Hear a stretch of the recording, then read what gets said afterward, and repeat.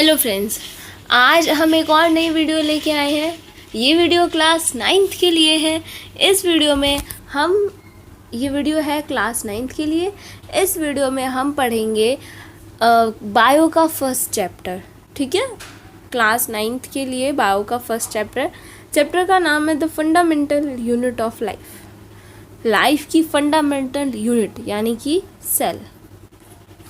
ठीक है, fundamental unit of life. Fundamental का मतलब होता है कि हमारे किसी की भी लाइफ की बेसिक यूनिट, उसे आप फंडामेंटल यूनिट कहते हैं, जो कि होती है सेल।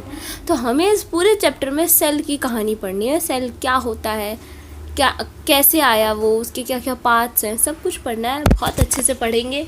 तो जल्दी से हमारी वीडियो को लाइक कर दीजिए। चैनल को, जिन्होंने भी चैनल सब्सक्राइब नहीं किया है, चैनल को सब्सक्राइब कर दीजिए और अपने फ्रेंड्स के साथ इन वीडियो को ज़रूर शेयर कीजिएगा। तो चलिए देखते हैं एक्चुअली में सेल होता क्या है। ओके, वैसे तो आपने देखा ही होगा, पढ़ा ही होगा, पहले भी क्लास 8 में भी पढ़ा होगा सेल के बारे में, लेकिन यहाँ पे हम देखेंगे सेल क्या होता है। देखिए, सेल की डेफिनेशन ऊपर लिखी है। Cell is called the structural and functional unit of life. Cell को हम हमारी लाइफ की स्ट्रक्चरल और फंक्शनल यूनिट कहते हैं। ठीक है, अभी भी समझ नहीं आया ये स्ट्रक्चरल और फंक्शनल क्या होता है। देखिए, स्ट्रक्चरल मतलब होता है कि वो यूनिट जिससे पूरा स्ट्रक्चर बना हो, यानी कि किसी की भी बॉडी, किसी भी लिविंग ऑर्गेनिज्म की बॉडी सेल से मिलकर बनी होती है। ठीक है, सेल से मिलकर उनकी पूरी बॉडी बनी होती है, इसीलिए सेल को स्ट्रक्चरल यूनिट कहा जाता है। और फंक्शनल मतलब है कि जितने भी फंक्शंस होते हैं, सारे फंक्शंस सेल के द्वारा ही किए जाते हैं, तो इसीलिए इसे फंक्शनल यूनिट कहते हैं। ठीक है, मैं आपको एग्जांपल बताती हूँ। जैसे कि आपने केमिस्ट्री में चैप्टर 1 पढ़ा होगा मैटर के बारे में। तो मैटर जो होते हैं वो पार्टिकल से बने होते हैं, छोटे छोटे पार्टिकल्स से। तो उसी तरीके से जो कोई भी लिविंग ऑर्गेनिज्म की बॉडी होती है, चाहे वो एनिमल हो, प्लांट हो, कोई भी ऑर्गेनिज्म हो, कोई भी इंसेक्ट हो, सबकी बॉडी सेल से मिलकर बनी होती है। ठीक है, सारे लिविंग ऑर्गेनिज्म सेल से मिलकर बने होते हैं। ठीक है, अब नंबर ऑफ सेल्स के बेसिस पे, यानी कि कितनी सेल्स होती हैं उसके बेसिस पे हम ऑर्गेनिज्म को 2 टाइप में डिवाइड कर सकते हैं। जो जितने भी जीव हैं, जितने भी लिविंग ऑर्गेनिज्म हैं, नंबर ऑफ सेल्स के बेसिस पे हम उन्हें 2 टाइप में डिवाइड करते हैं। पहला होता है यूनिसेल्यूलर। यूनी का मतलब है एक, सेल्यूलर का मतलब है सेल से बना हुआ। तो यूनिसेल्यूलर ऑर्गेनिज्म मतलब है कि वो ऑर्गेनिज्म जो सिर्फ एक सेल से बना होता है, सिर्फ एक सेल से। सेल, पता है, सेल का साइज़ बहुत छोटा होता है, उन्हें हम नेक्ड आइज से देख भी नहीं सकते, बहुत छोटी होती है। तो अब कुछ ऑर्गेनिज्म ऐसे होते हैं जो सिर्फ एक सेल से मिलके बने होते हैं। एग्जाम्पल है जैसे अमीबा और पैरामीशियम। ठीक है, अब दूसरा टाइप है multi cellular organism. Multi cellular organism क्या होते हैं? ऐसे ऑर्गेनिज्म, मल्टी मतलब बहुत सारी, ऐसे ऑर्गेनिज्म जो 2 या 2 से ज़्यादा सेल से मिलके बने होते हैं, उन्हें मल्टी सेल्यूलर ऑर्गेनिज्म कहा जाता है। जैसे कि ह्यूमन बींग्स हो गए, प्लांट्स हो गए और एनिमल्स हो गए, ये सब मल्टी सेल्यूलर ऑर्गेनिज्म में आते हैं। ठीक है, इनकी बॉडी मिलियंस बिलियन सेल से बनी होती है, बहुत सारी सेल से मिलकर बनी होती है। ओके, तो देखिए, सेल जो होती है वो किसी की भी, कोई भी लिविंग ऑर्गेनिज्म की एकदम बेसिक यूनिट होती है। ठीक है, इवन बोन्स, ब्लड, ये सब कुछ सेल है। अब ये कैसे है, हम इसके बारे में और डिटेल में चैप्टर 2 में पढ़ेंगे। ठीक है, जिन्हें टिश्यूज़ कहा जाता है। बोन जो है वो एक टिश्यू है। अब ये टिश्यू क्या होता है, सब कुछ क्या होता है, ये हम सेकेंड चैप्टर में पढ़ेंगे। फ़िलहाल तो हमें पढ़ना है सिर्फ सेल के बारे में। ठीक है, सेल होती क्या है। अब जैसे मैंने आपको बता दिया, अब सबसे छोटी जो सेल है उसका नाम है माइकोप्लाज्मा। सबसे छोटी सेल माइकोप्लाज्मा। और सबसे बड़ी सेल जो है, सबसे बड़ी सेल, वो है ऑस्ट्रिच का एग जो होता है वो एक्चुअली में खुद एक सेल होती है। तो सबसे बड़ी सेल है ऑस्ट्रिच का एग और सबसे छोटी सेल है माइकोप्लाज्मा। ठीक है। ह्यूमन बॉडी में बात करें तो जो ह्यूमन बींग्स की बॉडी होती है उनमें सबसे लंबी सेल, सबसे लंबी लेंथ में सबसे लंबी सेल होती है नर्व सेल। ठीक है, नर्व सेल होती है सबसे लंबी सेल। ओके, तो चलिए आगे देखते हैं। अब ये सेल को डिस्कवर किसने किया था, किसने बताया था कि हाँ सेल जो एग्जिस्ट करती है, सेल की खोज किसने की थी? तो सेल की खोज की थी रॉबर्ट हुक ने। ठीक है, ये एक साइंटिस्ट थे जिन्होंने ईयर 1665 में सेल को खोजा था। अब इन्होंने पता है सेल को कहाँ खोजा था? जो पेड़ की छाल होती है, पेड़ की छाल होती है उसमें इन्होंने सेल को खोजा था। इन्होंने देखा था कि पेड़ की छाल में कुछ हनी कम्ब टाइप का, मतलब कि जैसे मधुमक्खी का छत्ता होता है उस टाइप का कोई स्ट्रक्चर इन्होंने देखा था। उसको जब इन्होंने ऑब्ज़र्व किया था और बहुत अच्छे से पढ़ा था तब इन्हें पता चला कि एक्चुअली में ये तो छोटे छोटे कमरे टाइप के हैं, तो इसीलिए उन्होंने उसका नाम दिया था सेल। एक छोटा रूम, उसको कहते हैं सेल। ओके, तो रॉबर्ट हुक ने सेल को डिस्कवर किया था। सेल की खोज रॉबर्ट हुक ने की थी ईयर 1665 में, वो भी एक पेड़ की कॉर्क में, एक पेड़ की छाल में की थी। ठीक है, अब जो इन्होंने जिस सेल को डिस्कवर किया था ना वो एक्चुअली में वो सेल डेड थी, मरी हुई सेल थी, डेड सेल थी। अब free living cell, free living cell का मतलब है जो जिंदा सेल है। जिंदा सेल का डिस्कवर किसने किया था? एंटोन वॉन लीeuwenhoek ने किया था ईयर 1674 में, और किया था तालाब के पानी में। तालाब का पानी, उसमें बहुत सारे ऑर्गेनिज्म होते हैं, तो उन्होंने उसी में खोजा था एक फ्री लिविंग सेल को, एक जिंदा सेल का डिस्कवर उन्होंने किया था।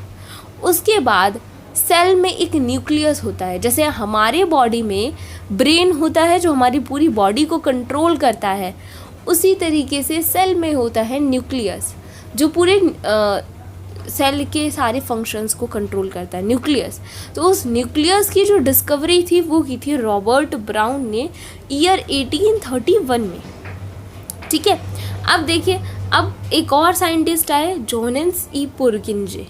इन्होंने एक प्रोटोप्लाज्म टर्म दिया था, एक टर्म दिया था जिसका नाम है प्रोटोप्लाज्म। अब ये प्रोटोप्लाज्म क्या होता है?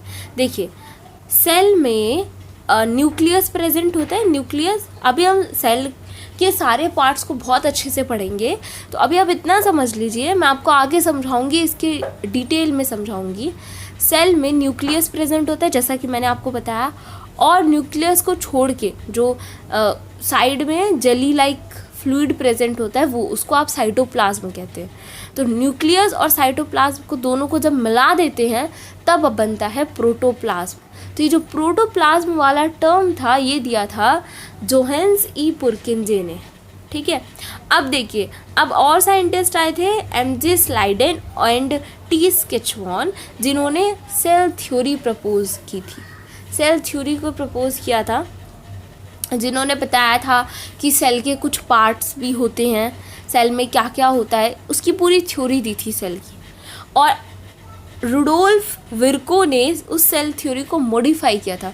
मॉडिफाई मतलब कि उसमें जो कमियां होती हैं उनको छांट के उन्हें और अपडेट कर देना। ठीक है, उसको कहते हैं मॉडिफाई किया था सेल थ्योरी को विर्को ने।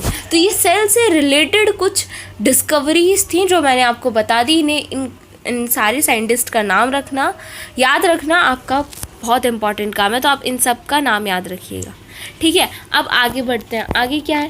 Types of cell. Yes, types of cell. कितने टाइप की सेल होती है? अब दो टाइप की सेल होती है, एक होती है प्रोकैरियोटिक सेल, एक होती है यूकैरियोटिक सेल। ठीक है, देखिए, प्रोकैरियोटिक सेल का जो न्यूक्लियस होता है ना, उसके साइड में कोई मेम्ब्रेन नहीं होती है। मेम्ब्रेन आप कह सकते हैं उसकी आउटर कवरिंग, कवर को आप मेम्ब्रेन कह सकते हैं। ठीक है, जैसे मैं आपको कैसे बताऊं, जैसे पिल्लो का कवर होता है, उसकी एक आउटर कवरिंग होती है जो उसे कवर करके रखती है, उसी तरीके से मेम्ब्रेन का मतलब है कवर। तो प्रोकैरियोटिक सेल का जो न्यूक्लियस होता है उस पर कोई मेम्ब्रेन नहीं होती, उसमें कोई मेम्ब्रेन नहीं होती, उसका कोई कवर नहीं होता, वैसे खुला होता है। ठीक है, यूकैरियोटिक सेल में मेम्ब्रेन बाउंड न्यूक्लियस होता है।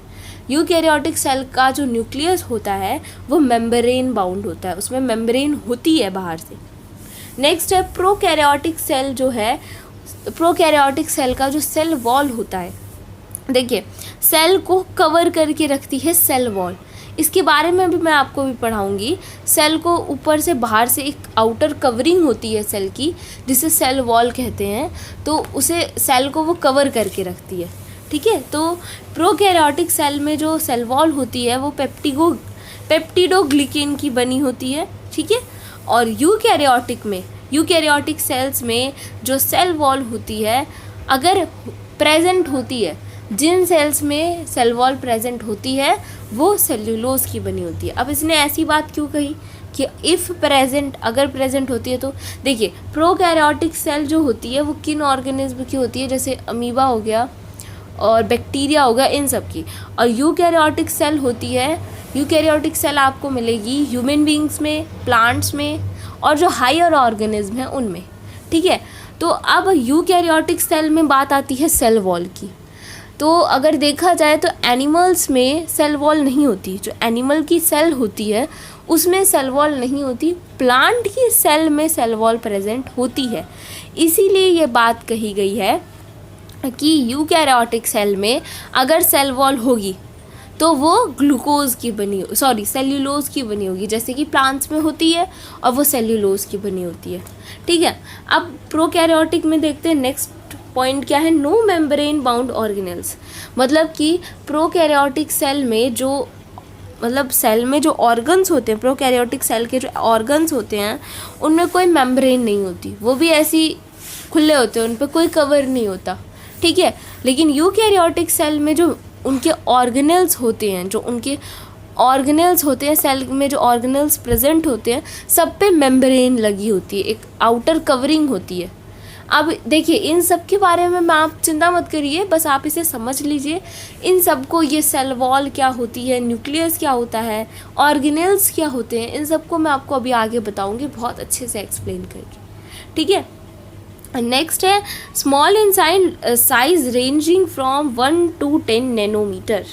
देखिए प्रोकैरियोटिक सेल जो है वो बहुत छोटी होती है साइज़ में, 1 से 10 नैनोमीटर के बीच का इसका साइज़ होता है, नैनोमीटर। ठीक है, 1 से 10 नैनोमीटर का इसका साइज़ होता है। अगर हम नैनोमीटर की बात करें तो 1 नैनोमीटर में 10⁻⁻9 मीटर्स होते हैं, इतने -9। ठीक है, यानी कि आपको 10⁻9 का डिवाइड करना होता है, तब आप नैनोमीटर में फाइंड करते हैं। तो प्रोकैरियोटिक सेल जो होती है वो साइज़ में छोटी होती है, यूकैरियोटिक सेल साइज़ में बड़ी होती है। तो इसका जो साइज़ होता है यूकैरियोटिक सेल का 10 to 100 नैनोमीटर होता है। ठीक है, इसके बीच में। अब आगे बढ़ते हैं। देखिए अब हमें यूकैरियोटिक सेल्स के बारे में पढ़ना है। तो यूकैरियोटिक सेल में 3 मेन कंपोनेंट होते हैं, यानी कि जो कोई भी यूकैरियोटिक सेल होती है उसमें 3 मेन पार्ट्स होते हैं। पहला पार्ट होता है प्लाज्मा मेम्ब्रेन, दूसरा पार्ट होता है न्यूक्लियस, और तीसरा होता है साइटोप्लाज्म। ठीक है, ये 3 मेन पार्ट्स होते हैं, पहला प्लाज्मा मेम्ब्रेन, दूसरा न्यूक्लियस, तीसरा साइटोप्लाज्म। आप चिंता मत कीजिए, तीनों के बारे में हम बहुत एक्सप्लेनेशन के साथ पढ़ेंगे, लेकिन इस वीडियो में नहीं, नेक्स्ट वीडियो में। और नेक्स्ट वीडियो में मैं आपको प्रोकैरियोटिक सेल का भी डायग्राम दिखाऊंगी कि प्रोकैरियोटिक सेल कैसी होती है, और यूकैरियोटिक सेल का भी डायग्राम दिखाऊंगी कि यूकैरियोटिक सेल कैसी होती है। और देखिए फर्दर पार्ट्स में हम इन्हें अच्छे से एक्सप्लेन कर करके पढ़ते जाएंगे हर टॉपिक को। तो देखिए नेक्स्ट टॉपिक में हम प्लाज्मा मेम्ब्रेन, न्यूक्लियस और साइटोप्लाज्म की कहानी पढ़ेंगे, पूरे बिल्कुल अच्छे से समझ लेंगे कि ये होता क्या है, और प्रोकैरियोटिक सेल और यूकैरियोटिक सेल का डायग्राम भी देखेंगे। ठीक है, और भी कुछ टॉपिक्स को पढ़ेंगे, इनके साथ साथ हम और भी कुछ टॉपिक्स को कवर करेंगे जो आगे के टॉपिक्स और हैं। तो आज की वीडियो में सिर्फ इतना ही था। आज मैंने बस आपको सेल का इंट्रोडक्शन दिया कि सेल को डिस्कवर किसने किया, सेल क्या होती है, इसके कितने टाइप्स है, बस। अब उनकी पूरी राम कथा जो है, पूरी कहानी हम नेक्स्ट वीडियो में कवर करेंगे और पार्ट्स में कवर करते जाएंगे। तो मिलते हैं हम अब आपको अपनी नेक्स्ट वीडियो में, तब तक के लिए take care and bye bye. और इस वीडियो को लाइक कीजिए, अपने फ्रेंड्स के साथ शेयर कीजिए और चैनल को सब्सक्राइब करना नहीं भूलना। Okay, bye bye.